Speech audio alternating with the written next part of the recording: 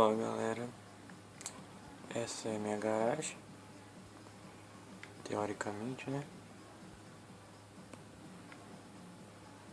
E tem um container na minha garagem. Um não, ixi, pareceu outro. Um container aqui. Olha, meu carro tá dentro dele.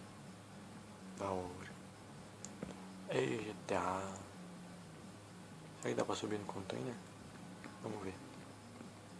Não, não dá pra subir no container.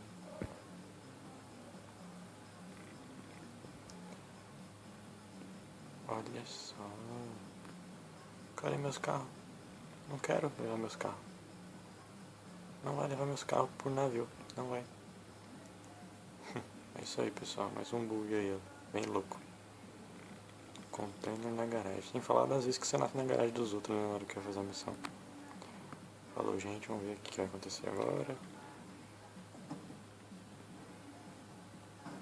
Vaza container.